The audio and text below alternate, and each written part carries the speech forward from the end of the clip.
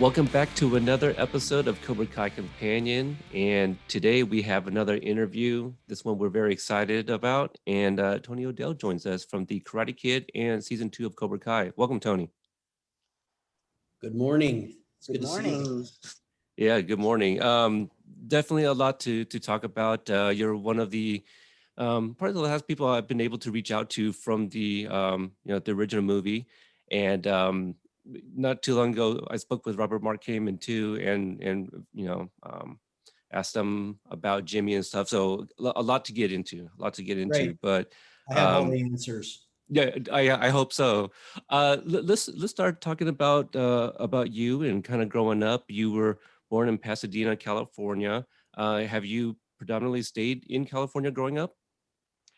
I have, and my home's in Burbank, and I actually live only 20 minutes from where I was born and raised, which is kind of cool because I'm still friends with, a friend of mine, Karen, who I've known since I was 5 years old in kindergarten, and we see each other pretty often.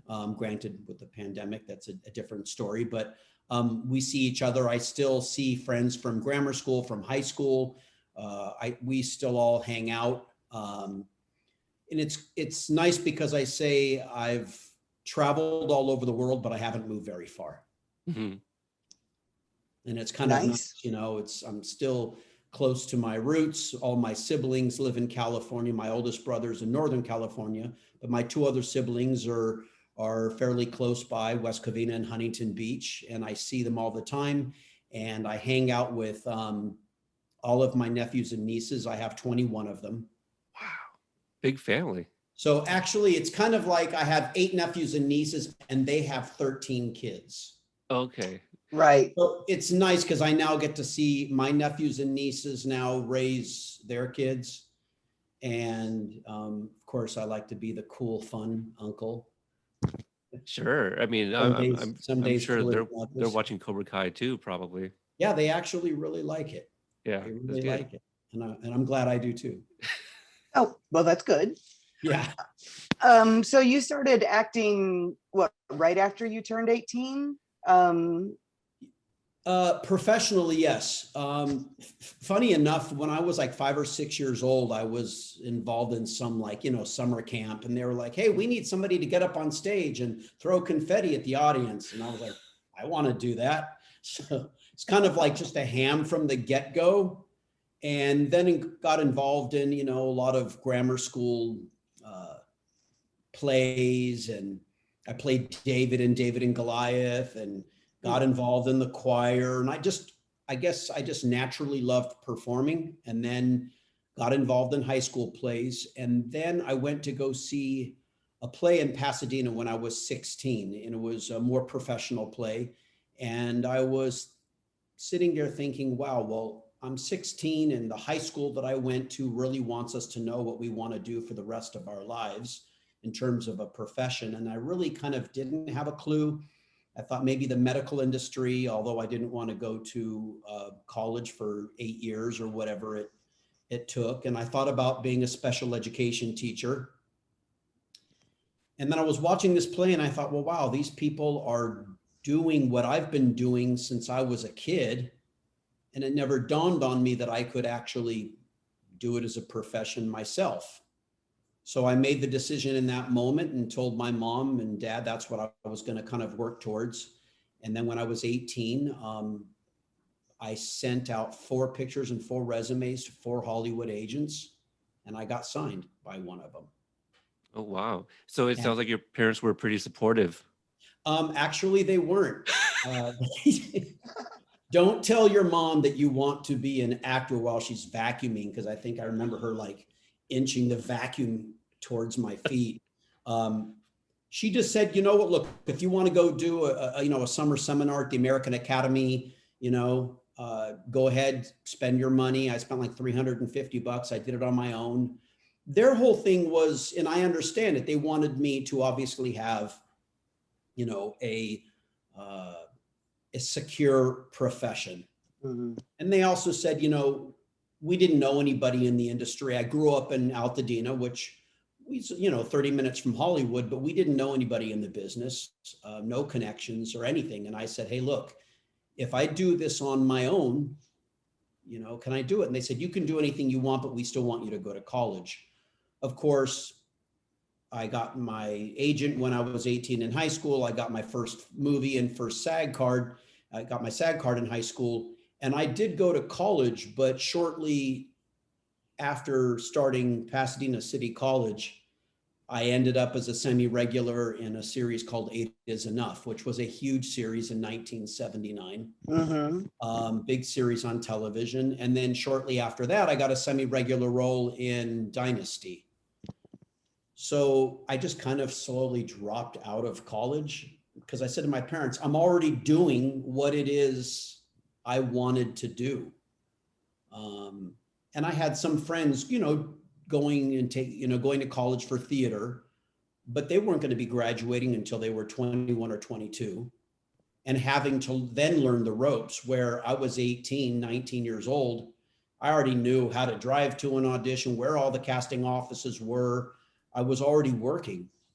I was an 18, 19-year-old kid already making $50,000 or $100,000 a year. So I was like, I'm good.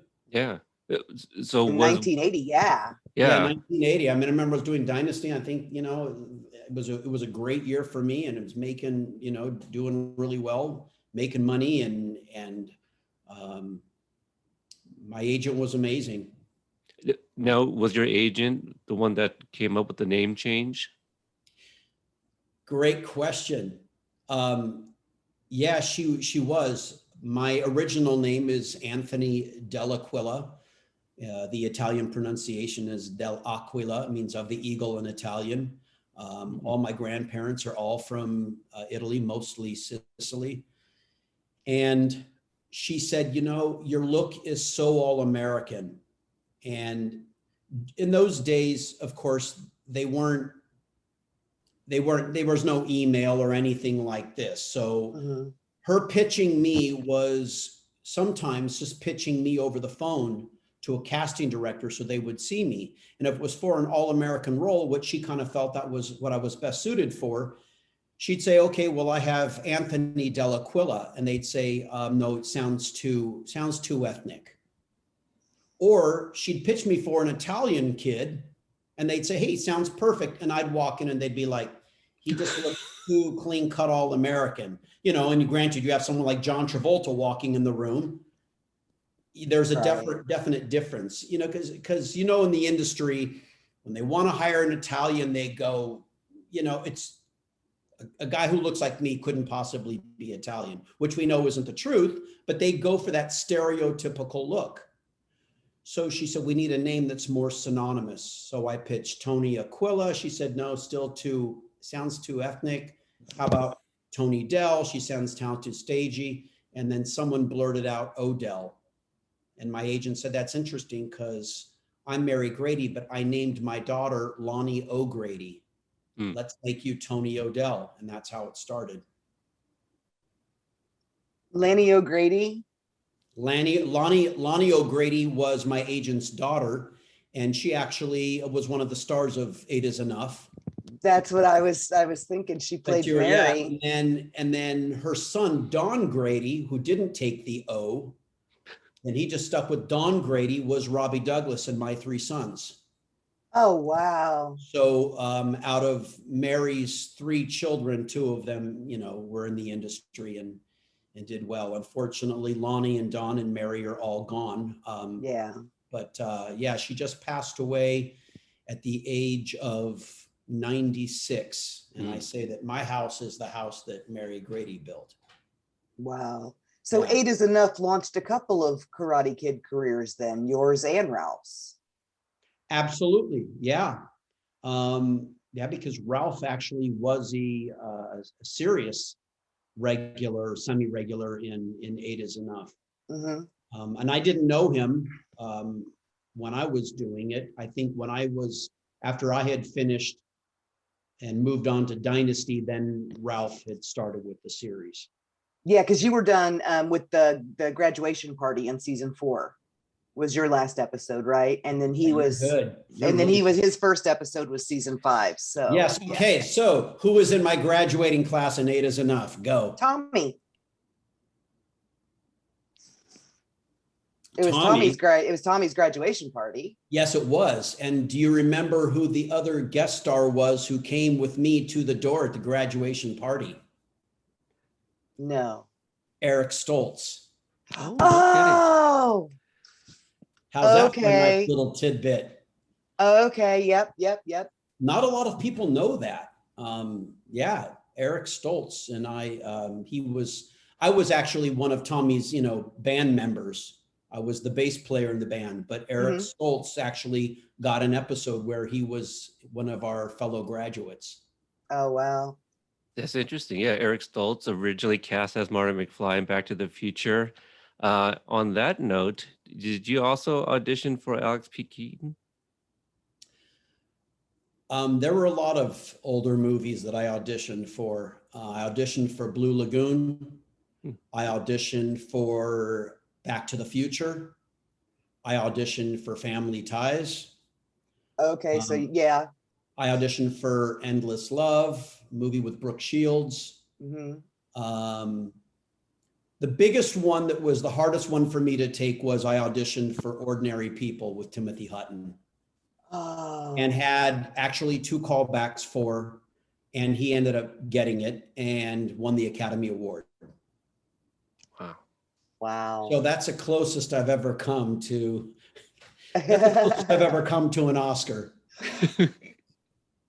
Wow, though that's pretty close. I mean, yeah, and I guess I was always destined to play that kind of, Michael Fox. And we were kind of in the same, in the same category. It's interesting because I never actually ever saw Michael on an audition or whatever, but I was always going in for the kinds of things he was going in for. And of course, then he got Alex P. Keaton in Family Ties. And of course, that's one of the characters they created in Head of the Class. So I do often read on the internet, oh, his character was the Alex P. Keaton knockoff. And no. Okay, that's fine. It paid for the house. I don't care.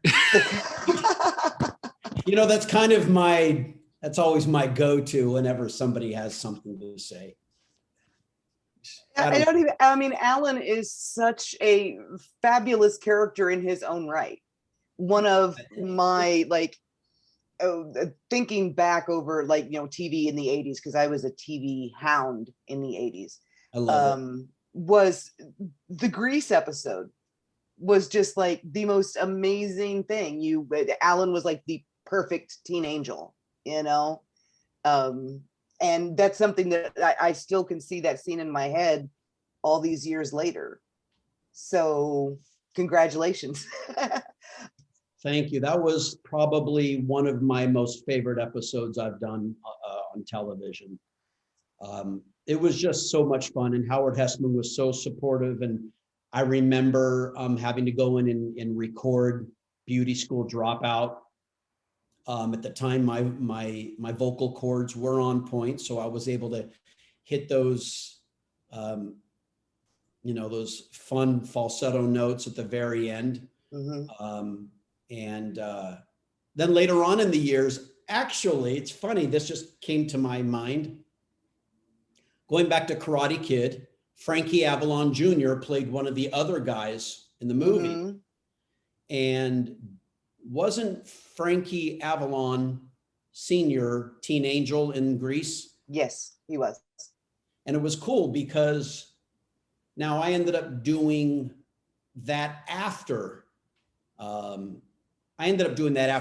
Kid, but I did get a chance then to go to Frankie Avalon Jr. and I became friends, and I went to the house and actually ended up meeting his dad.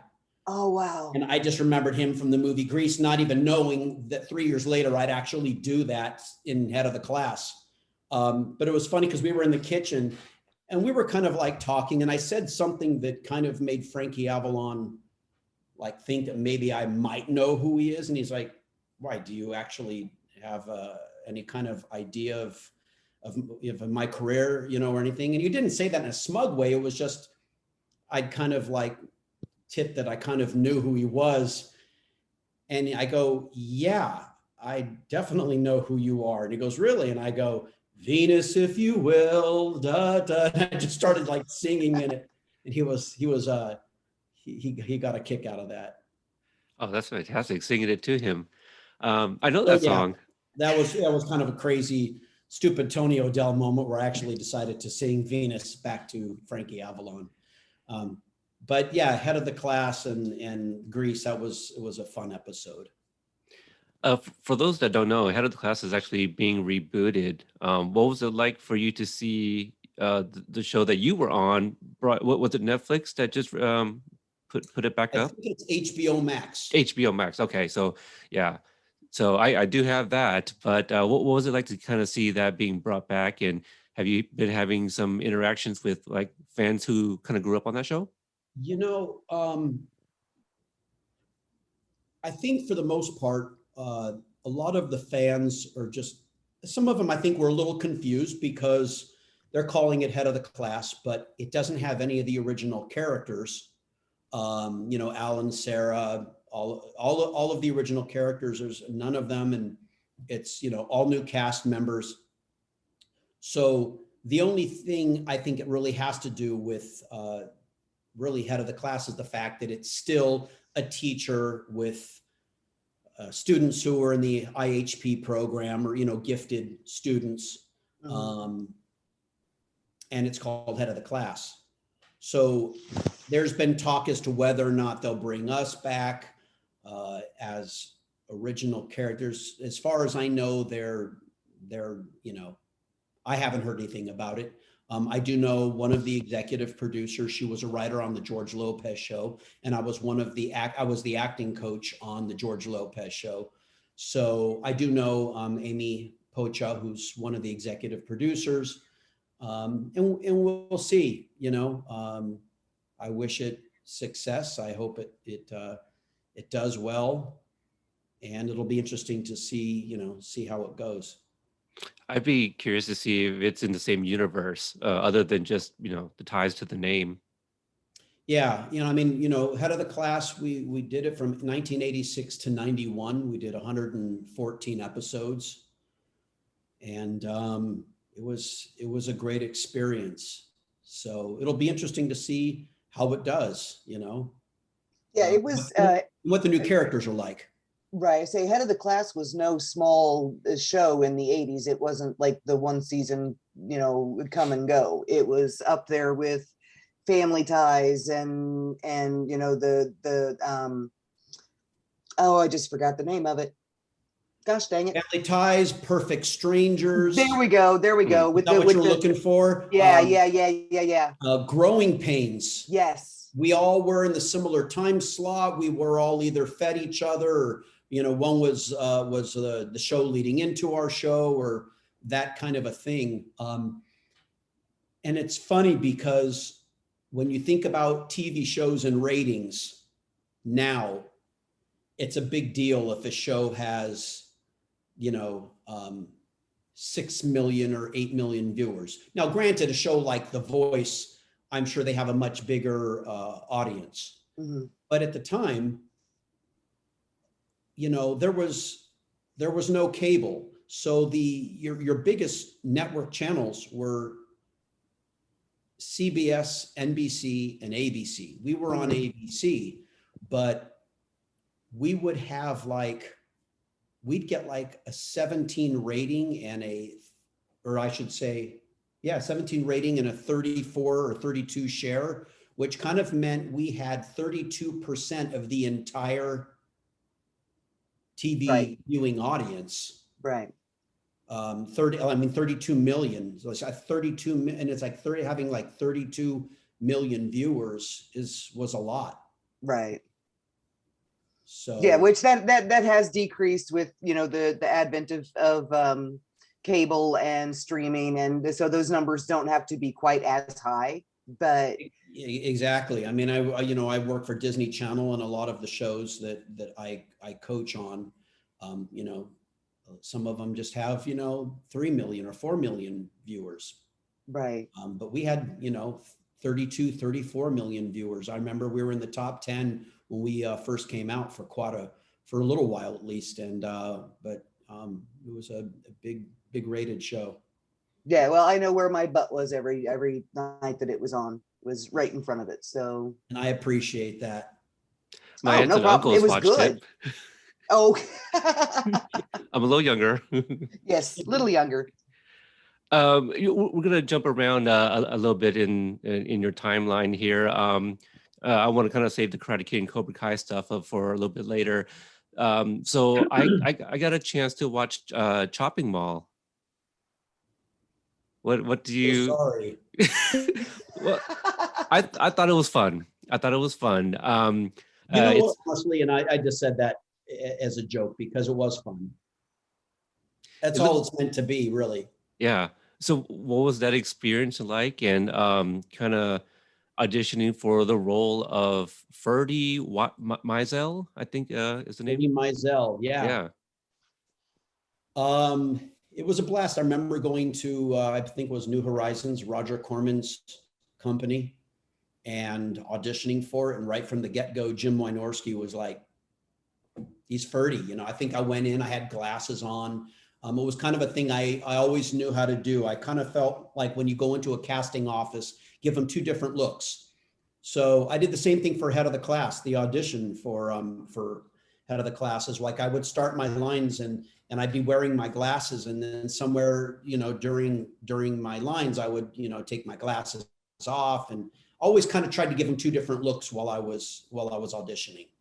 And but Jim Wynorski loved what I was doing. He's like, "Oh, you're Ferdy, you're perfect," you know. And the next thing I know is I was doing the movie. We filmed at the Sherman Oaks Galleria. The exterior shots are the Beverly Center.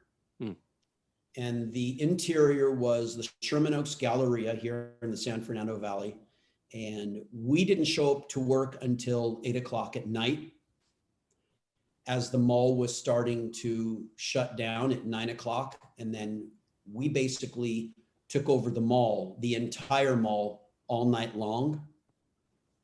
We would wrap at like 8 o'clock in the morning. So when I was leaving to go home and sleep, people were showing up to open up the stores.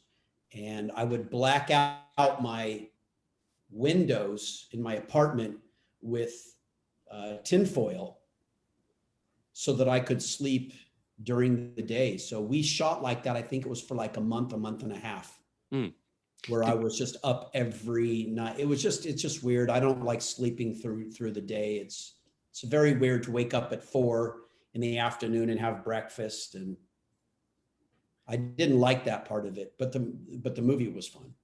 The character of Ferdy does have to shoot at some point in the movie. Did you have to take any lessons, or is that kind of all on the spot? I think it was all on the spot. I definitely did not like go to a firing range, and it was just literally, let's put a gun in his hand and tell him what to do and what not to do. And I was always just like, you know, Ferdy, he was just kind of like the squirrely guy with the gun, you know, you're doing all that kind of stuff. And that was a lot of fun. Yeah.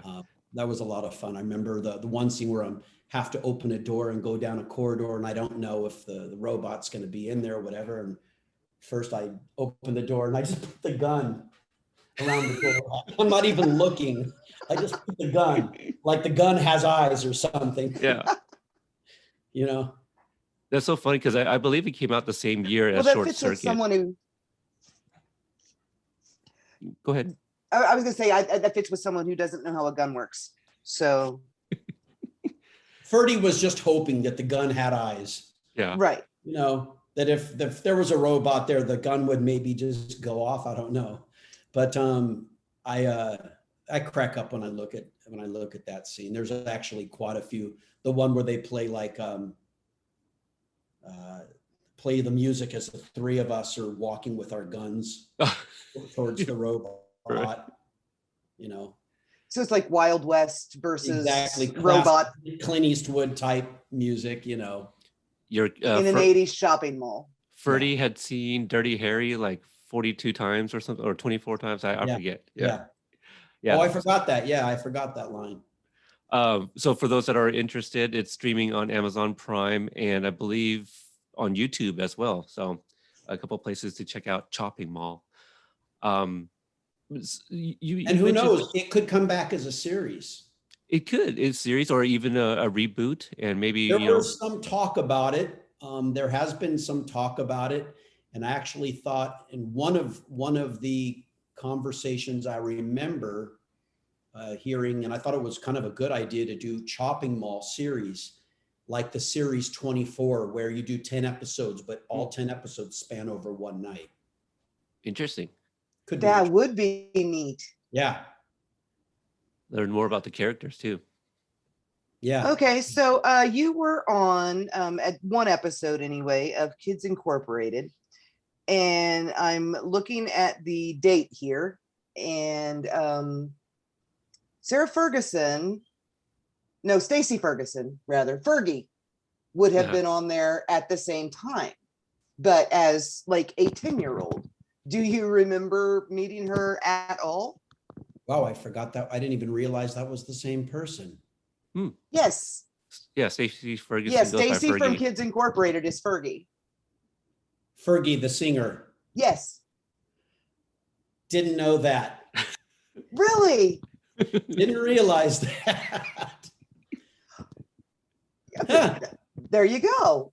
You know, I was so young and naive and so clueless about so many things. Mary had me working like a workhorse. I was literally just doing one project, the other, and I met people and came in and like guest starred and this and that. And I just never, and I never really followed what any of them what they had done after. And granted, how old was she when I did Incorporated? She would have been like 10. Yeah, I do remember her. I do Really? remember that kid. Didn't Yeah. know it was Fergie. Yep. Actually, a friend of mine, Moosey Dreyer, directed that episode, and Moosey came to me and he knew he was directing that episode, and he said, "I want you to go in for this because I think you're going to be really right for it." And they like stuck a blonde wig on me to make me like a surfer, and I had to drum in the episode, and it was funny. That is, I loved Kids Incorporated. It was so fun. It was like the predecessor to Hannah Montana, kind of. Yeah, And I loved it. yeah, it was fun. So with the Karate Kid, can you tell us about the auditioning for that? Because I think I read that John liked you, and that's why you were featured as like the fifth Cobra, and he originally wanted four. Did you also come up with your own name, Jimmy, like Chad did with Dutch? I did not. Um, I went to audition for Caro Jones, and Carol was just like, "I like you." And she said, "I want you to come with me." And she said, "We're going to meet the director." And I was like, "Okay." And I remember we walked from her office across the way was where John was in a room, and there were some rows of seats. We're at Warner Brothers, and I walked in and she introduced me and I auditioned for him.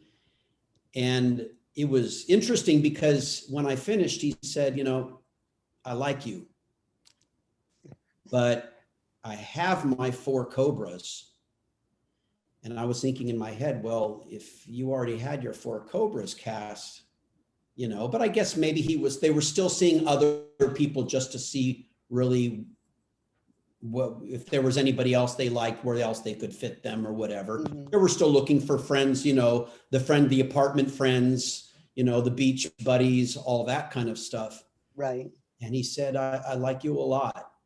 And he goes, I tell you what, he goes, I was only going to have four Cobras, but I'm going to add a fifth. And he said, "You're not going to have a lot of lines. You're not going to have a lot to say, but you're going to be one of the five Cobras, and you're going to be there the whole time. You're going to be featured as one of the Cobra Kais, and you're going to play soccer and ride motorcycles, and you get to be along for the big experience. Wow. And I Wow. remember going to a payphone after and calling a friend of mine and saying, you know, is this something that I should do? And I was told also, you know, because you're going to be there, you're going to make the same amount of money as the rest of the guys. You're going to be one of the five. And I had to make the decision, is it something I wanted to do? Because I knew it was only 2 lines, but I also knew that I was going to be there every day for, you know, every single day of that movie for 3 months. Actually, I think it was 4 if you included the month that we rehearsed.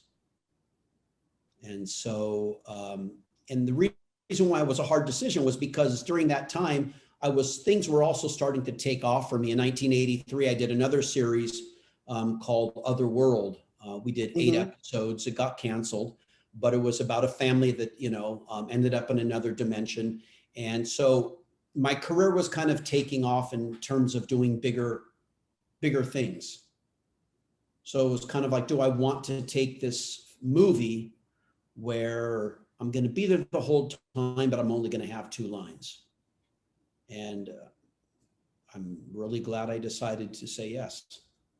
Did the name deter you at any point? The Karate Kid? I know that seems to be a thing. I didn't care. The only thing I really cared about during that time was just working. My agent, Mary, was really, really adamant about, you know what? Do the work.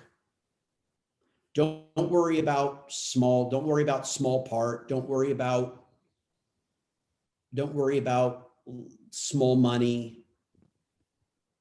If it's a decent offer and you have a decent amount of work, do the work. She always said that the money and the fame will come. And she was exactly right, because, you know, after doing Karate Kid, then the movie did so well. That was something I had on my resume that I was able to carry into, you know, other casting offices. And they were, you know, especially for head of the class, are like, oh, wow, you're one of the 5 Cobras from Karate Kid. Wow. And so that was something that was a huge calling card for me. Oh, that is awesome. So it's kind of like she was, your manager took or your agent took there are no small roles, only small actors Pretty approach much. to it. Yeah. And she's like, do the work, you know, or sometimes it'd be like, Mary, I mean, it's a cool part, but they're not paying very much. And she just would always say, do the work. Do the work. The fame will come, the money will come. When the time is right, then I'll be able to ask for the money. You know, then head of the class came, and there I was doing a lead role and getting favored nations money, but getting good money you know, like the rest of the actors in the series. And the money does come. And I tell that now to my students who I coach, you know, do the work. If the part is a good part or decent part, take it. You never know when you're on set who you're going to meet, who's going to be there, what it's going to lead to. You know, you're not going to meet people sitting at home. Right. Yeah. I want to divert just for a second away from the Karate Kid. We'll come back to it. But on that topic, you were the acting coach on Shake It Up.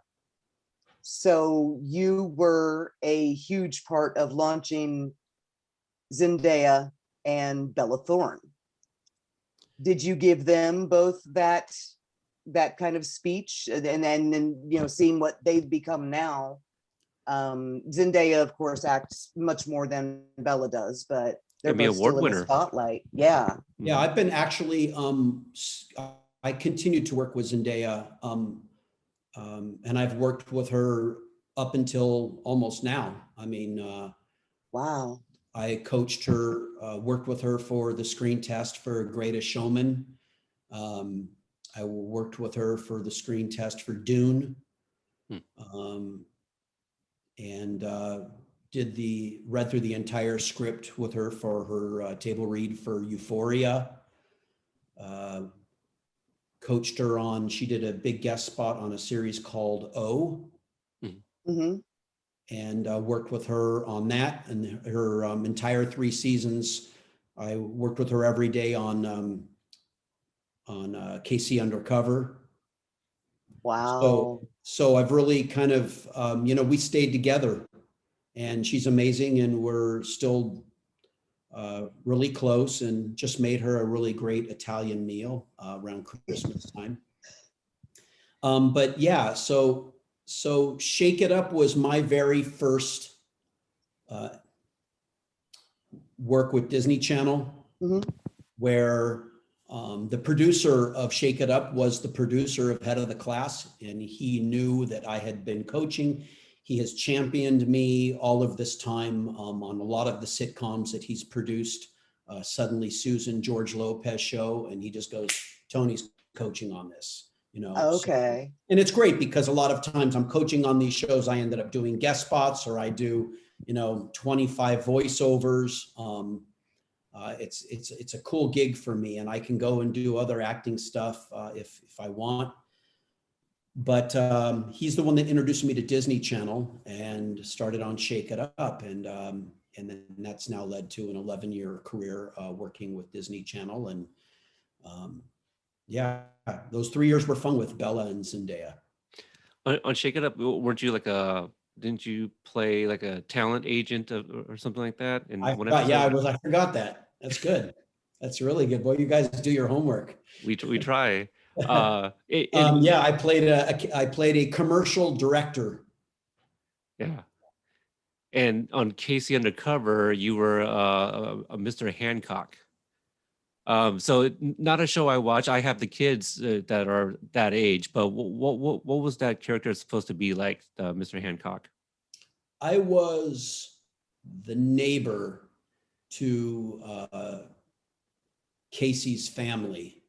And I remember they were trying to, I can't quite remember, but they knew that there was a neighbor who was involved in something scandalous, and they were going through my trash can, or they were waiting for me to come out of my house. I was bringing the trash out, and they attacked me thinking that I was this neighborhood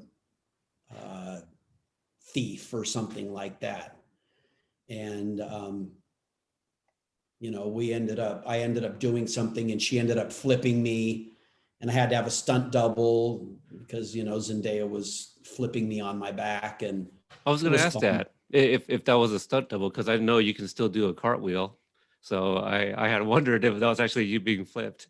I can still do a cartwhile. It's on the Instagram. I actually kind of use it to still have my great nephews and nieces think that I'm still cool and able to do those things. So we'll all be in the park like playing croquet, and I'll be like, I'll just go and throw a cartwheel, and they'll get a kick out of it. I don't know how much longer I'm going to be able to do it now that I'm 61, but Yeah, you just had a birthday in January. Um, I did. to go back to the Karate Kid, as we get to talk to you guys some more about filming around that time, I guess I was a little surprised. It seems like Pat was around you guys probably just as often if he was with Ralph off camera. He was. It was kind of like it was just a known thing that we had to be on set every day, whether we were in scenes or not. We had to show up on set, and we had to work with Pat Johnson and have karate practice every single day. So we were expected to be on set regardless of being in scenes. And so there was just a lot of downtime because, say we didn't have any scenes to film that day, but we still had to drive to set, whether it was in the Valley or Malibu or wherever it was, and have our hour or 2 hour practice, karate practice. And then we would just hang out on set. So a lot of times it was just me knocking on Pat's, dressing room door going, "Hey, Pat, how's it going? What's going on today?" Just hang out with him. And we all just hung out. Ralph was very focused. And I think that maybe there was a part of him that wanted to keep himself a little bit separate from us. As great as Ralph is, and he's always been great, and he was on set when the camera stopped rolling, we would talk and laugh or whatever and this and that. But he was very focused. He had a big job to do, we would film or whatever, and then he'd go back to his dressing room, and he had a lot going on at the time. It was a big deal for him, starring in a big studio picture. Mm-hmm. The reason I bring that up specifically because I know there's a lot of fun pictures of like the OG Cobras, and Pat will be in the middle of you guys, and like I don't know if I see very much of pictures of like you guys with Marty, like while they're filming the movie. Obviously, there's plenty of pictures post the Karate Kid with Right. Marty and you guys and stuff over Us the in the years. dojo and stuff like that. Yeah. Yeah, we did hang out. I remember Marty just having all of us just huddled together and telling us, hysterical stories of his past filming days. So it was always just fun for us to all hang out on the set and just hear these stories that Marty had to tell. And, maybe none of it was really photographed, or the set photographer wasn't there at the time, but, that happened with Pat. So you have the whole of Karate Kid 1 and the small part at the beginning of the Karate Kid part 2. Mm-hmm. And there is a constant debate going on in the fandom that I know you are one who will be able to answer. Yes or no, was that Chad McQueen standing behind the car with you? I can't remember. And that's not me pleading the fifth. I seriously can't remember. Really? Yeah. You were right next to him. And we asked Ron, and he's like, well, as far as I know, but I was in front of the car. But you were behind it. I know, I thought I remember. So what's the rumor out there with the fandom? Is it that that's supposed to be Dutch, but Chad didn't come back to do it? Yes. Yeah, because of he's wearing a baseball cap and the hair color very looks bad a little off. wig. Yeah. I can't honestly, on my life, I cannot remember whether or not that was the case. Interesting. It could have been. I mean, a lot of times actors are like, you know what, I'd love to be there, but I'm working on a project or whatever, and I can't be there. So they have to shoot around it or make a way to make it work. I can't remember if that was the case or not. As far as I know, it was Chad. Oh, okay. See, because he's wearing a very bad blonde wig, and I just always assumed he didn't want to bleach his hair again for one day. That very well could have been the case. And I'm wondering if that actually kind of rings true for me. But yeah, it's so long ago. There is so much that has happened. Right. I mean, it's funny because there are a lot of moments that really stick out about that film for me. Running across the field, 15 times. Right. And, like doing the 100-yard dash. And then they eventually got us oxygen tanks so that when we would run back and go back to do it again, we would literally we'd breathe oxygen, some oxygen for us to breathe. Oh, just to help us, because we were getting winded and we were getting tired, and it was nighttime, and then we had to shoot the scenes at the fence, and there were a lot of things that I completely remember, and then there's other things that for me are a blur, Right. But then after that, I went and did 114 episodes of Head of the Class, and right about Head of the Class. Some things you remember, some things you don't. For me, that was 40 years ago. Right. Yeah. If it means anything, the you guys running across the field is like a really beautiful shot. If anyone gets a chance to watch it on the big screen, it's cinematically, it's incredible.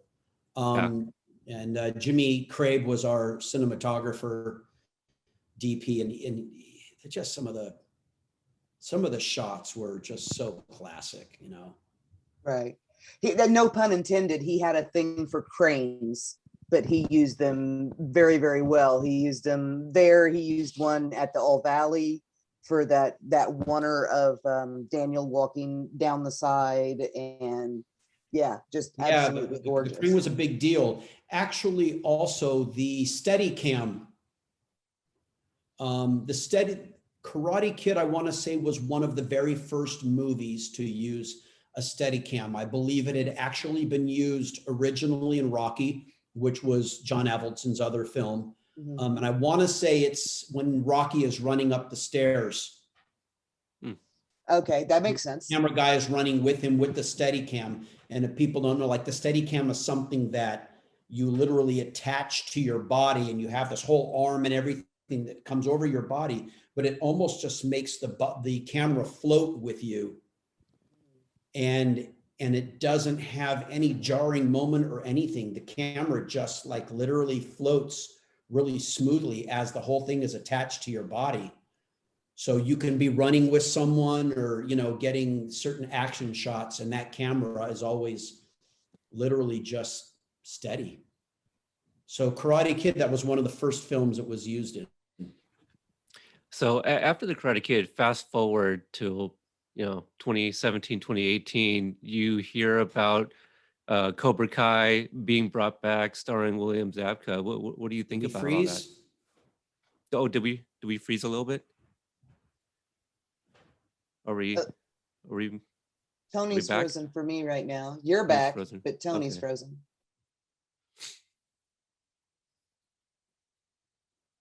It's still recording. What's weird so, is I yeah. heard him ask, "Did I freeze?" right before he froze. We'll wait. I'm sure it'll catch up in a sec here.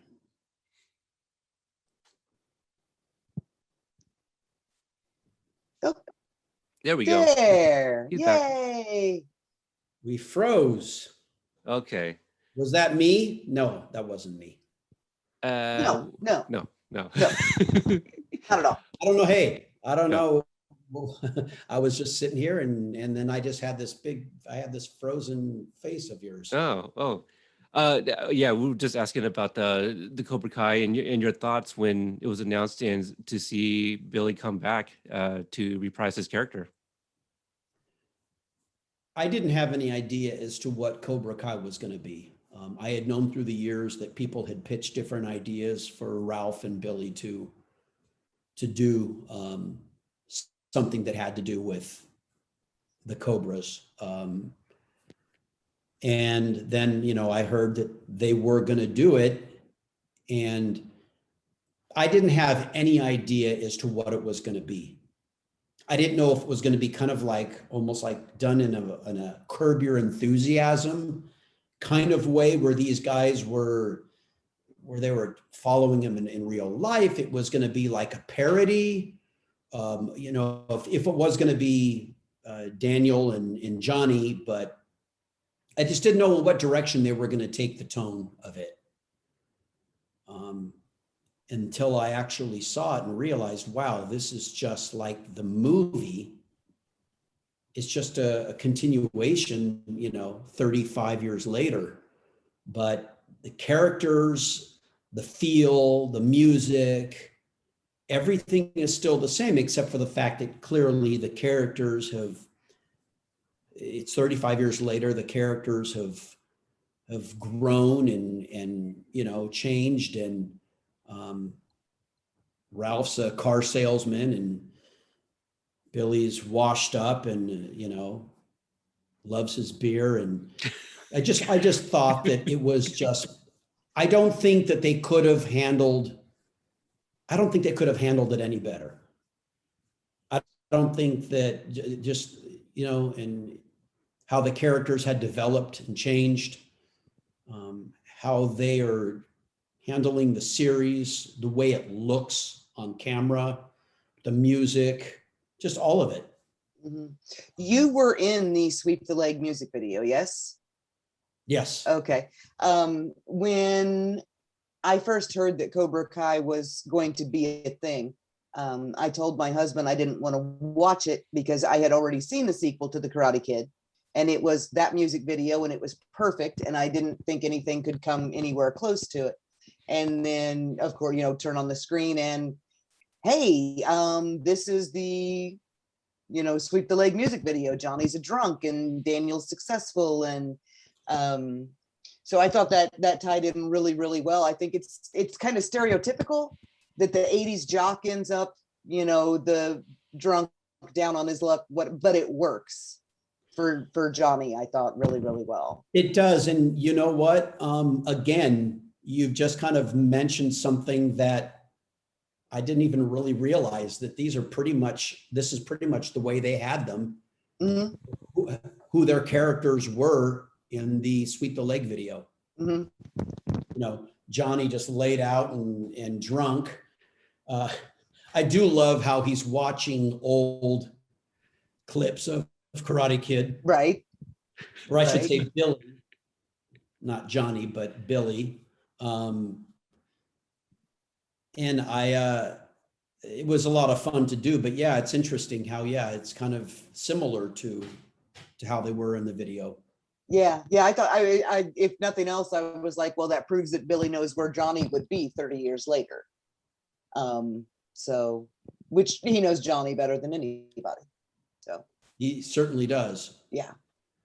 So you guys reunited for that music video, and obviously you guys have been, at each other's weddings and still very much so keep in touch. What was it like to kind of be on screen with everyone again in season 2? Surreal. It was surreal.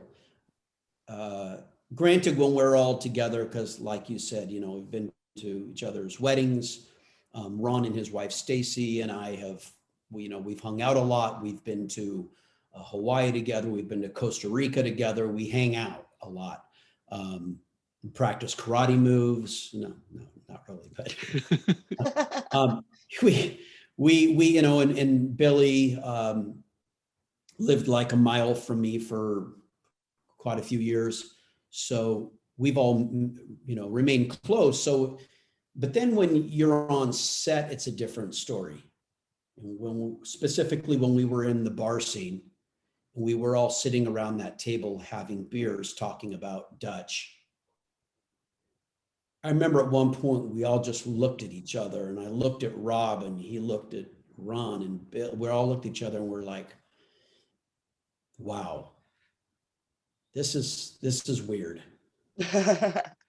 Because 30, 35 years, 36 years have passed, and we are all looking into the same eyes. I mean, granted, our faces, have changed somewhat, but in a sense, it was like we had just finished, and yet it felt like it was another lifetime ago.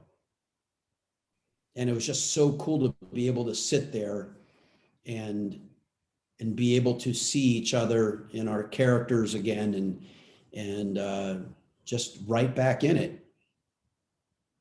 And it's interesting because I don't think it's been done a whole lot, where people who are in a film get to bring back those characters and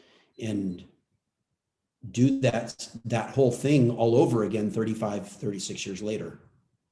Right. Not to this extent. 21 Jump Street did it with Johnny Depp and Peter DeLuise, but they were there for like 15 seconds and it was just to die, which is why I will never watch that movie, because they killed Tommy and Doug. But right. It hasn't been done much, right? Right. Yeah, that's the only other instance I can think of. And like I said, it wasn't intended to like relaunch anything. They were literally just there to die. Where you guys are still part of the universe and could come back at any time. They were there just to die, so they couldn't. But one of my favorite parts of the bar fight is actually you, Jimmy. After you hit your first guy, you look down at your hands like, oh my God, they still work. And it's just like the most amazing expression. Brianna, you're on point. I love it. You're on point this morning. Oh, it just that's literally like my favorite part of the whole fight. And it just makes me so happy. It sticks Well, out the most in a Yeah, good way. it Yeah. does. I'm glad because, you know, That was your decision. maybe, I don't know, maybe the acting experience and what I've tried to pass on to my students is, you know, to really think about your character and, you know, what would your character do and who are they, where have they come from, blah, blah, blah. So of course it's revealed to us in that episode that I'm married. Mhm. I have a couple of kids. And I was just sitting there thinking before we shot that well, I'm a married man. I probably haven't been involved in any of this. I haven't probably, you know, been involved with karate for quite some time. Jimmy probably put it down. You know, he didn't want to be a bad guy, Mhm. or he just moved on in his life from being part of the Cobra Kai. So here he finds himself in a bar fight, and he's thinking in his head, I haven't done any of this. You know, this hasn't been a part of my life. And now here I am hanging out with these guys, which we often do, but karate hasn't been a part of my life. But now I'm in a bar fight. So I just thought it was really cool when I was working it out with the stunt guy, and we were working out the fight, and you know, Hayden and Josh and John were off doing whatever, but we hadn't shown it to them yet. Mhm. And I just said to the stunt guy, I said to, I think it was Hiro, the stunt coordinator, I'm like, hey, what if after he punched me, I mean, I haven't been in a fight for years and years. I haven't done this. What if he just has a moment of, wow, my hands still got it. I still got Oh, it, you know? And then that fires me into continuing. I'm like, okay, I'm all in, you know? So right. he was just like, boom, okay, then go ahead and hit. And I go, in that quick moment, I'm just going to throw this in and then go right back into and maybe partly it's because also a lot of my career has been in comedy, Mhm. that I thought it would be fun to kind of throw in that quick little comedic moment, or just real moment. It's just a It is. random moment, like, whoa, okay, boom, you know? And the guys loved it. And I wasn't really sure if it was going to somehow, if they're going to figure out a way to kind of cut it out. I'm like, oh, they're probably going to cut that out. And I was so happy that they left it. I think it's great, you know, kind of what you're saying. Jimmy probably hasn't thrown a punch in some time, and it's like muscle memory, you know. So you're like, okay, yeah, it still works. Yeah. I Brianna's right that it really sticks out in the best way. It gave me a laugh the first time I saw it. And you know, if for the younger people who didn't grow up on the movies and maybe didn't even see the Karate Kid prior to the Cobra Kai, they see Jimmy fight and be like, oh, okay, so he must have fought too, obviously, you know. And I think that kind of just gives your character a moment there. Yeah. I thought it was great. And I was just so happy that those guys even gave me the opportunity, you know, that they gave me the opportunity to come back, to have a lot of lines, Right. to be able to relive that moment with those guys. Um, you know, it was a bummer for us that Chad wasn't there, but also to be able to have that moment with Rob, who, you know, passed away a year later. And also, you know, I'll read a lot of fans that will say, oh, he was sick during the time, and you know, none of it's true.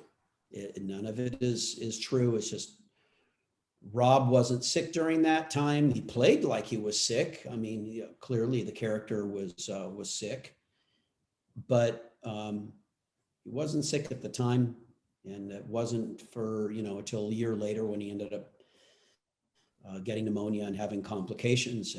and passed away, but it was just so great for us all to be together. And we just had such a blast.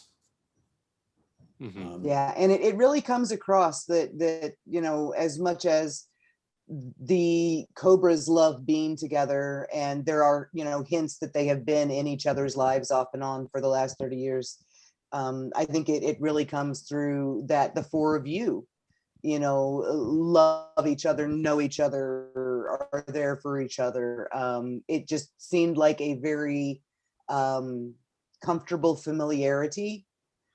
You know, and it's interesting you say that because, you know, Chad has always, you know, been Chad. You know,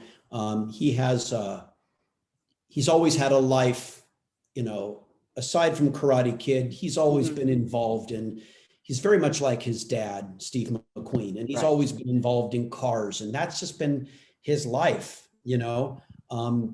And he really hasn't, you know, stuck with the acting thing. So the four of us have been a little bit more intertwined.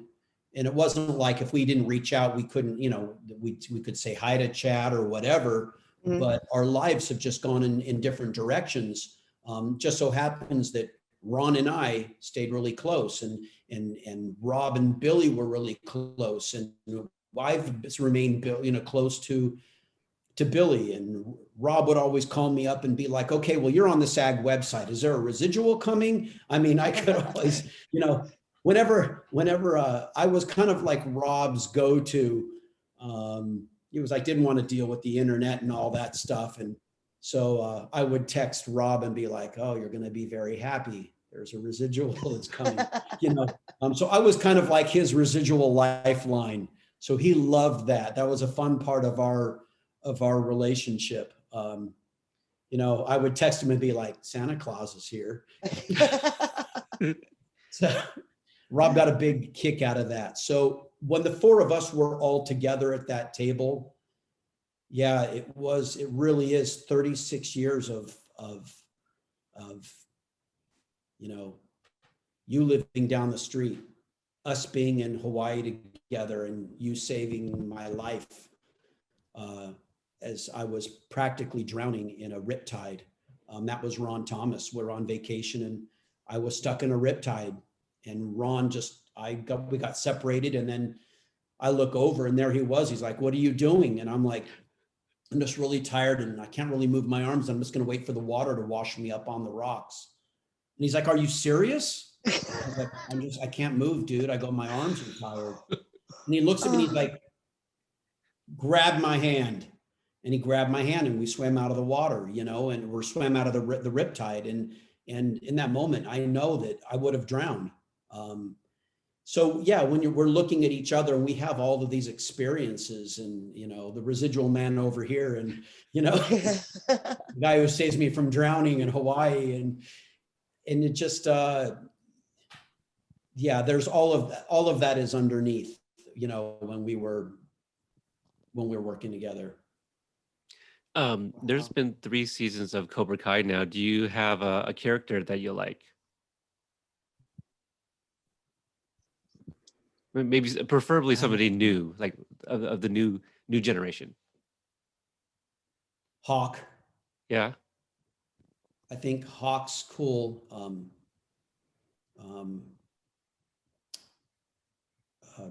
Billy's son, his name went out of my character name went out.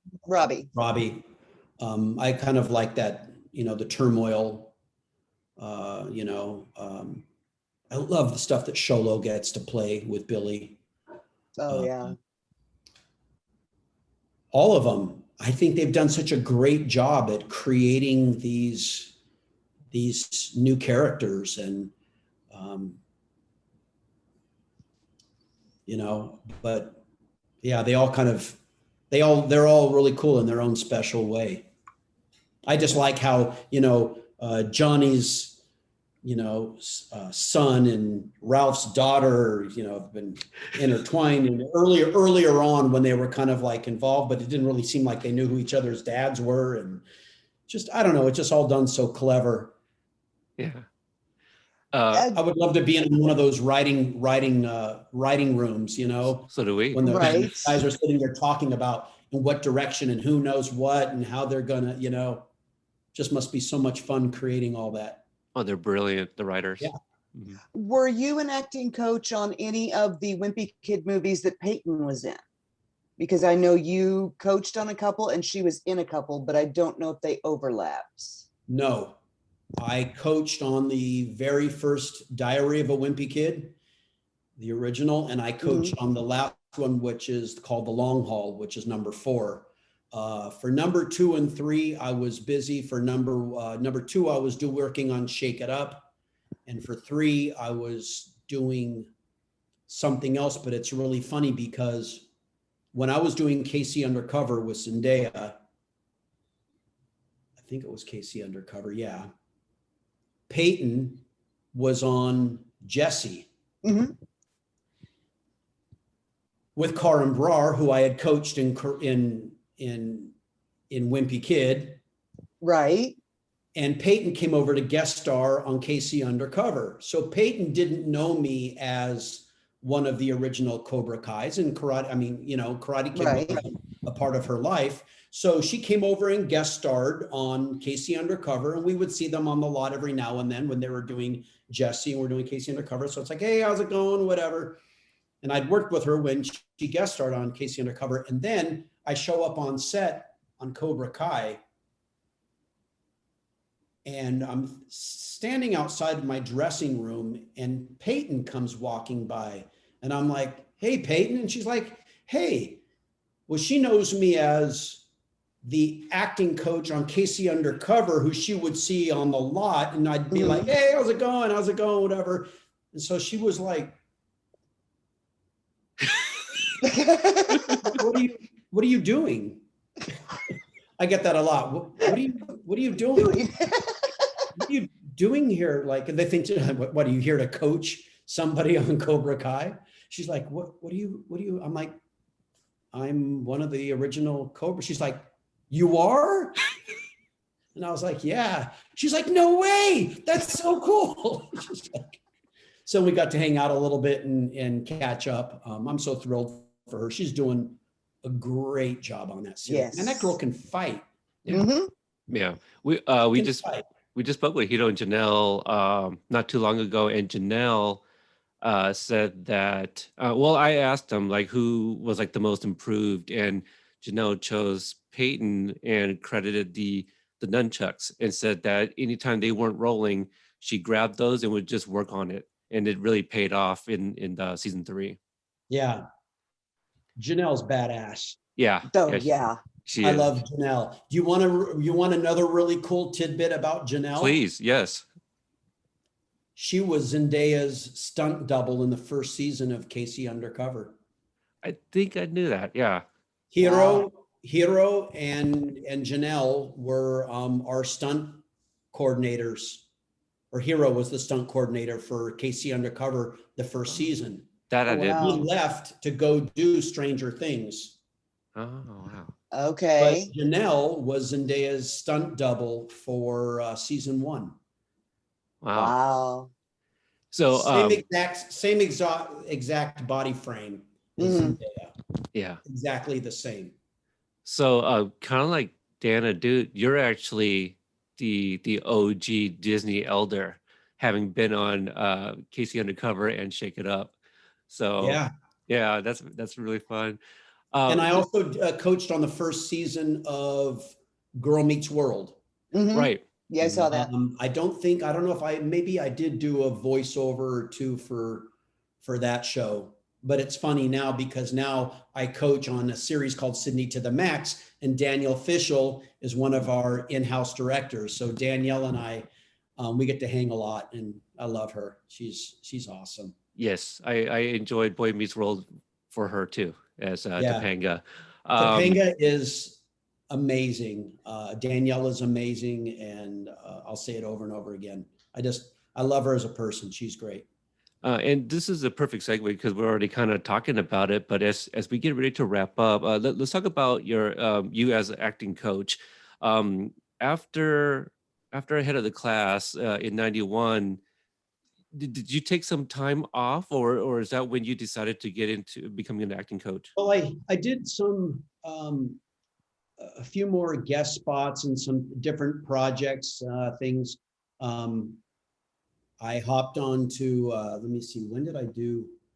It was, maybe it was, I don't remember, it might have been towards the end of Head of the Class. I got to do the Toyota Grand Prix of Long Beach, and I got to race cars in the celebrity event for the Toyota Grand Prix. Oh, wow. And then I guest starred in Murder, She Wrote. And I did like some guest spots after Head of the Class. Then I got really involved in voiceover. So I did a lot of commercial spots, Corona Light, the other light. You get right into the mic. Yeah, I'm thirsty all I of a like, sudden. I can go for one. I would like to channel my inner Don LaFontaine, the guy that did all the announcing for the movies. She, lived in a world, that kind of stuff. So that was a lot of fun. And I got involved in voiceover for quite a long time, and would still audition here and there. And then in 1997 was when I actually went to the set of a sitcom at the time, was called For Your Love, with Holly Robinson Pete and Dee Dee Pfeiffer and D.W. Moffat and James Lejeune. And I was on that set doing a voiceover for Frank Pace, the producer, who was also producing that. And he said, "You're coaching at home?" And I said, "Yeah, I coach a lot of my friends going on auditions. They think I know something." And so he said, "What would you think about coaching on the series next year?" And he brought me over and introduced me to Yvette Lee Bowser, who had an amazing career. She did Living Single. She was executive producer of Living Single, created it. It's amazing, amazing show creator. And they offered me the job, and that's what started my coaching career in 97. Wow. So then I kind of and it was interesting because there was a part of me that I was tired of auditioning. By the time they offered, the time that came to me, I was 37. I had been auditioning since I was 18. I'd been working a lot. And as much as I love it, there are times you do get tired. I was just tired of constantly, when you're auditioning, I always say it's like you're in the hamster wheel, and it's a grind. Mm-hmm. And it takes a lot out of you. And I had been working so hard and really hustling and doing voiceover and doing so much stuff. And I think at that time I was looking for something where I could just settle down. And that's why I liked series, whether I'm working on a series as a crew member, as a coach, or working on a series as an actor. It gives you a chance just to kind of settle into a job and have something steady. And at the time, it's like I wanted a new kitchen. I wanted to take a great trip to Europe. Mm-hmm. So I wanted something steady that could really afford me the kind of things that I wanted to do for myself personally. Work on my house, go away to Europe for a month, which I did. I went and lived in Florence for a month. Wow. Went to Australia for a month. I just like to take off and go. Mm-hmm. And so I decided to take that coaching gig. And now it's been 24 years, 25 years, something like that. And it's worked out to be pretty amazing. Like I said, I've got to work with people like Zendaya, and, I've worked with Karan Brar. I was actually the one that gave him his Indian accent for Wimpy Kid. Oh, wow. I worked with him on that accent, and he actually ended up using that accent for the series Jesse. Right. And so it's just been really cool for me to be able to pass it on. I have a lot of new clients who are doing really well. My client Aryan and my client Kensington Tallman, and they're all working so much right now in shows, and Of course, Zendaya, she's doing Euphoria, Mhm. and she's doing, just finished Spider-Man 3, and Right? yeah, Spider-Man 3. And It's she like, has Dune coming out, and wow. she's back to doing Euphoria right now, and or at least really soon. And so it's just so amazing to be able to kind of pass the torch. Mhm. And for the last 21 years, it has been steady work. It has been one project right into the other, right? It There have really been has, yeah. no, For Your Love, and then I did a couple of pilots, and then hopped right onto the George Lopez show. Did that for 5 years. Finished that. Went and did the Wimpy Kid 1. Finished that. Came back and started on Shake It Up. Did Shake It Up. Girl Meets World, and mhm. hopped into KC Undercover. And now I'm kind of been involved with Disney Channel the last 2 years. Has been Sydney to the Max, also coaching on another series that they just canceled called Just Roll With It. But their new big hit is Secrets of Sulphur Springs, which they do in New Orleans. And I bounced last year, prior to the pandemic, I bounced back and forth between doing Sydney to the Max here and doing Secrets of Sulphur Springs in New Orleans. Oh, wow. Yeah, and that's now a really big hit for Disney Channel. So, uh, as an acting coach for all these various shows that you were on, um, what is your responsibility? Are you like assigned certain actors that you run dialogue with? It's usually uh, fleshed out with the producers before I begin, but usually it's the entire cast where all the kids are involved. Like with Sydney to the Max, our adult stars are Ian Reed Kessler and Caroline Ray from Sabrina, the Mhm. Teenage Witch. So with those guys, I'll just work with them. I'll help them learn their lines, and we'll just run the scene and just really be more of a dialogue coach for them, just working with them and helping them memorize. With the kids, it's different. With the kids, it's not only helping them memorize, but going up to them and giving them notes. Take a beat here, give more energy here, play it more this way. So I really work in tandem with the director, but I really know what they're expected and what's expected out of those characters and out of those actors, because a lot of our directors are floating. Mhm. New directors come in and out. And granted, if it's a director like Daniel Fishel, they've done our show, so they do know the actors and they do know the characters. Mhm. But a lot of times they're newer directors, and I'm the one who knows what's expected from these actors, and so it's really, I'm the one who's very hands-on with the director in getting those performances. That sounds a lot of fun. Kind of like an assistant director, so to speak. So you're the one basically who not necessarily hands to the actors their characterization, but you help them develop it and bring it out and keep the continuity going from year to year. Absolutely. And always saying to them, hey, this needs to have a little bit more of a sitcom rhythm. You need to bring a little bit more energy here. Or, sometimes I'll just say to me, yeah, but Tony, the line just doesn't seem that funny to me. And I'm like, hey, well, let's find a way to make it funny. Bring some personality to it. Maybe change the rhythm, change the delivery, or just always trying to find a way to make it, funny. We're doing a sitcom. Now, on a series like Secrets of Sulphur Springs, that's a single camera, more of a drama. Mhm. About a family that, is refurbishing a haunted hotel.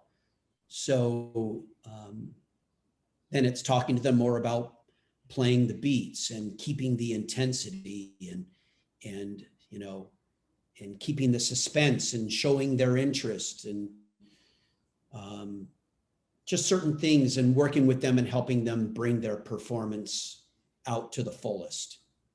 Don't play it halfway, play it all the way, which Right. always brings me back to a Miyagi line, which is, if you walk on this side of the road, you're okay. If you walk on this side of the road, you're okay. You walk down the middle of the road, you're going to get squished like a grape. Mm-hmm. I think he says that line in Karate Kid. Yeah, or he something does. close to that. And I always tell my actors, go all the way with it. Don't kind of play it down the middle of the road. You know, if you're going to play excited, you know. The audience is going to be just as invested as you are. So the more invested your character is, the more invested the audience is going to be. If you show that you care in your performance, they're going to care more about your performance. Yeah, that's actually Wow. an episode of Cobra Kai, All In, and they talk about that. I think does Kreese bring that up, or is it Johnny's? It's one of them, obviously. It was the episode before Take a Right, where the Right. OG Cobras come back. Yeah.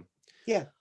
I would, Tony, I would watch videos of you just coaching people. I mean, that sounds like fun to me, to be honest. And Yeah, just I'm there too. to kind of see what they do with the coaching, and again, to see Zendaya win the Emmy, that's got to be rewarding for you as well, having coached her over a decade, or maybe Yeah, almost. that was definitely a teary moment for me. Just so pleased with what she's done, how she's handled her career, how she's handled herself on social media. Everything that everybody sees is really truly who she is.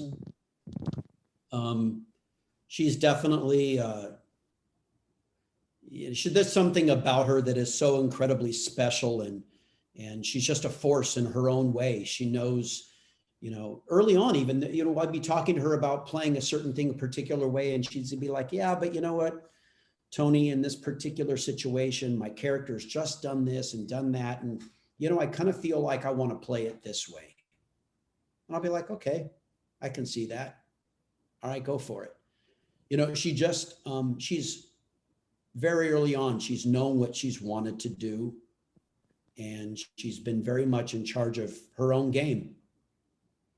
And she's the entire package. I mean, as you guys know, you know, she's 5'10" and a half. She puts on a pair of heels, and, you know, she walks in a room at 6'1", 6'2", looking the way she looks, legs for days. She's got the thing. Oh, She's got the commercial look. You know, she can, you know, be that girl for Lancome. Right. You know, and then go sing in Greatest Showman. And then struggling with drug addiction. And it's Wants to be at that do it all. particular time. So kudos to her. It's really amazing just to sit and watch her, you know, do her thing and just shine, and, you know, just it's incredible. And I did promise her that when she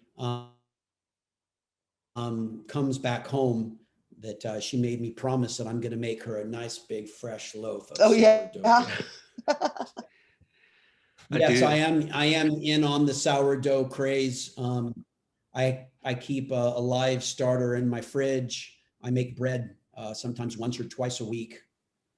I give it away a lot more than I eat it, because I need to keep up my my guns, and I need to stay nice and lean for my interviews. yes, absolutely. I'm really trying to defy the 60s. You look fantastic for 61. I think the entire cast of that movie, I don't know if you guys have paintings in the attic or if you've sold your souls or what, but you all look amazing. I do have a painting in the attic, and Okay. I have a niece who tells me on a regular basis, yep, you're still a vampire. There we go. See, both of which are theories that I have put forward, and now I am vindicated. I would like to attribute it to having really good genes. and having a life of sports and training and eating well. I mean, you might see, oh yeah, I have I don't know if you can see it, but right there, I have one of my bikes. There's actually one of my road bikes there. It's a hybrid bike. In the living room further over, due to the pandemic, I have a spin bike. And I have 2 other bikes out back. I play pickleball, I play tennis. I was a competitive swimmer and springboard diver from the time I was 13. Working out has always been a part of my life. I was the national spokesman for the president's physical fitness test in 1990, the year prior to Arnold Schwarzenegger. So got to go to the White House, and I traveled around the nation talking about physical fitness. And so, and there's karate. And so that's physical fitness has always been a part of my life. A lot of people don't know that I'm one of the oldest people on television to ever play a teenager. Dan Frischman, who played Arvid and head of the class, is 3 months older than myself. But when I finished head of the class, I was 31 playing 18. Wow. So even all through, when I first got head of the class, I was 26 playing 16. So that's incredible. that painting in the closet just keeps getting older and older. And I'm just terrified that one morning I'm going to wake up and I'm going to walk into the bathroom and that painting is just going to reverse and the whole thing is just going to go. I know Or it's all not, going to go eventually. Oh, you can only defy gravity so much. Right.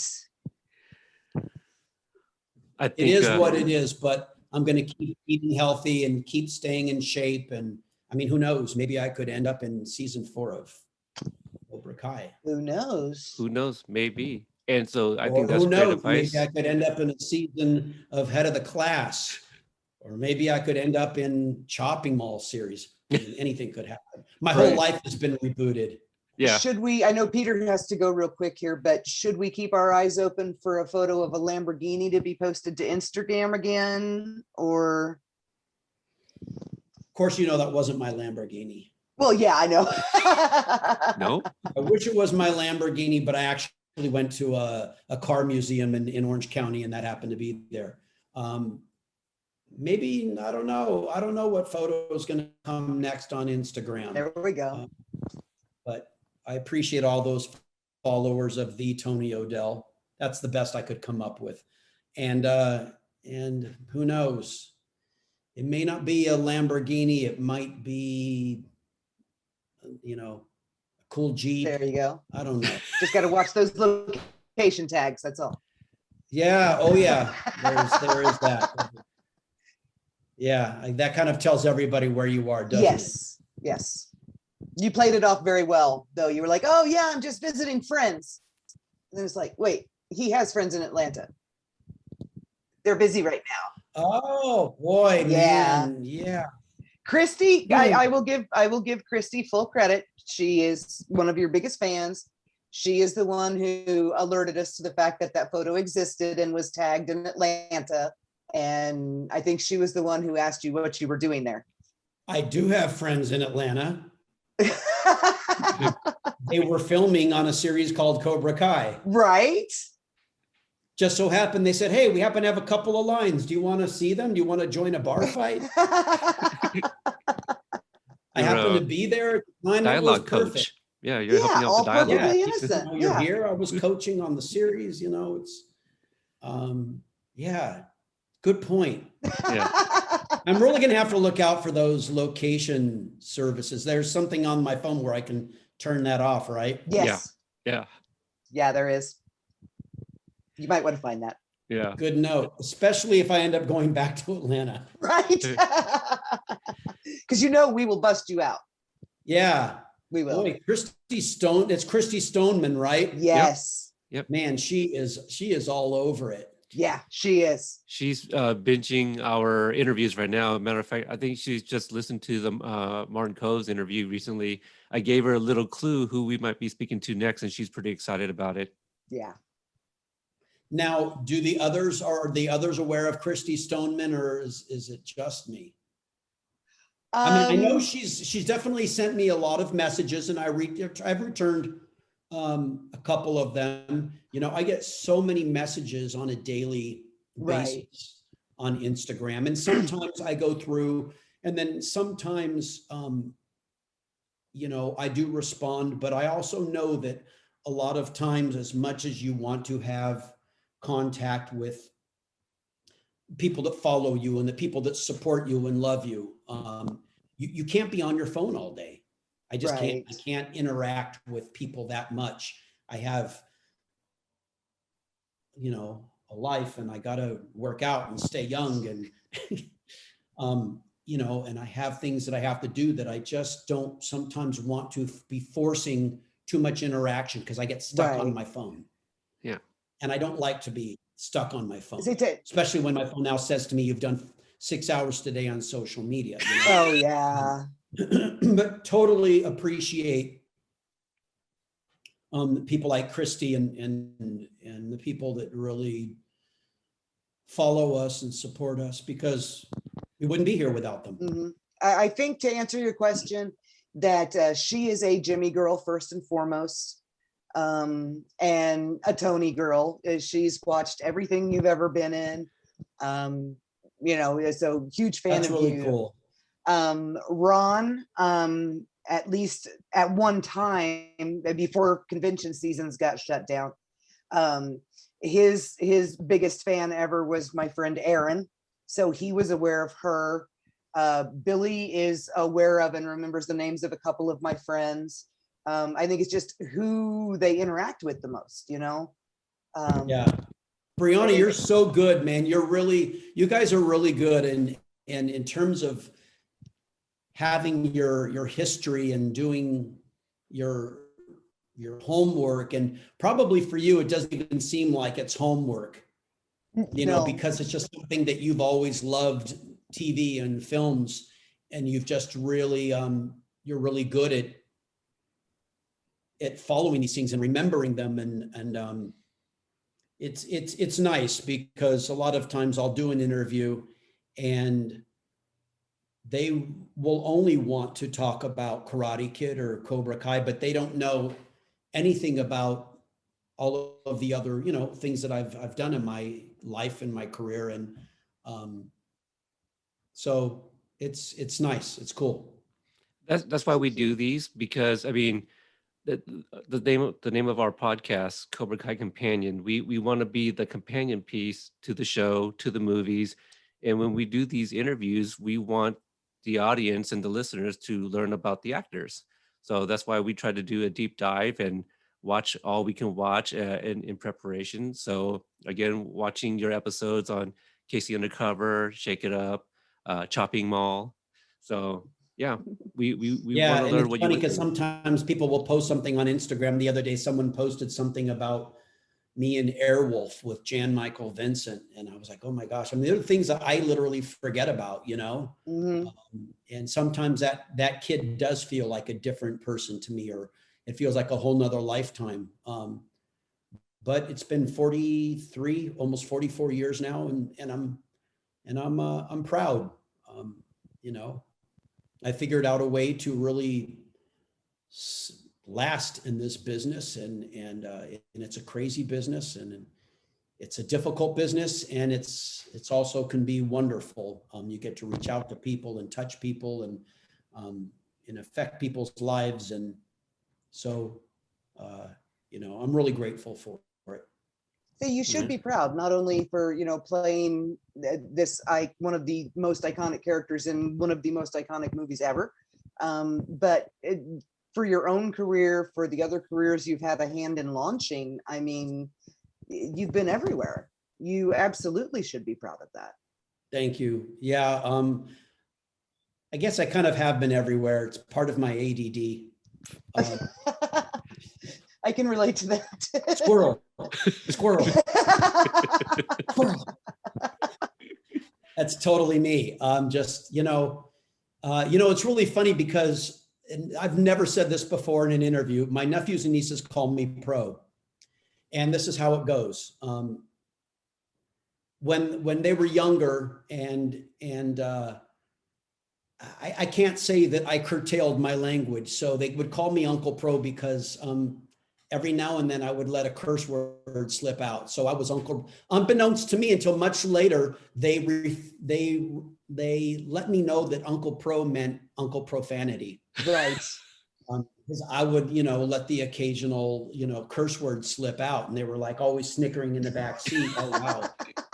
Cursed, And so, but then my niece said to me, it was later on in life that we noticed, like, oh, I'm going to go race cars. Or now I'm going to go do trapeze for Circus of the Stars. And now I'm going to go learn how to make sourdough bread. And, they know that I speak languages. I'm fluent in Spanish. I speak enough Italian that I can get by. I count 1 to 100 in Vietnamese. I mean, wow. I'm kind of like a vast wealth of useless information. So now Uncle Profanity has really kind of transitioned into Uncle Pro. Wow. They like say that you kind of have to be like, but that's how I am. I'm like, racing bikes, and I'll get into training bikes and get into that. And I've just always been very interested in so many different things. And I kind of do like to become really good at whatever I decide that I'm going to do, You go all in. You don't, I go all in, but no I am a little bit like, but I get really into it, and I get really try and be really good at it. And I just, I think that's what life is about, is finding things that you find interesting and enjoying it, and enjoying life, and exposing yourself to so many different things. Yeah. I agree. Yeah. Got to have fun. Oh yeah. Yeah. You got to love what you're doing. And I think you're living the dream there. Yeah. Absolutely. Thank you. It's definitely been a fun ride. Yeah. So Tony, stand by as we wrap up here. For those that don't already, give Tony a follow on Instagram at the Tony Odell. No apostrophe on Instagram. That's correct. Yeah. Yeah, it's just that. Yeah, that Tony, or the Tony Odell. Yeah. Yeah. Brianna, where can people find you? Brianna 25 everywhere, pretty basically. Twitter, Tumblr, Instagram, Facebook, YouTube, archive of our own, fanfiction.net. All right. For me, you can find me on Twitter at Cobra Kai Pod. I'm pretty active on Instagram at Cobra Kai Podcast. And check out our website, CobraKaiCompanion.com. Currently, 72 interviews are on there. Tony is 75. So, we're slowly Not putting... 75 years old. Not 75 years old, but interview. 75. Yeah. If I was 75, if I'm 75 and I still look like I'm, younger, 40? Yeah. I'll take it. So we can do this 14 years from now. Okay. Okay. We got it on tape here. Yeah. Okay. All right. Thanks everyone for listening, and we'll catch you guys next time. Thanks. Bye.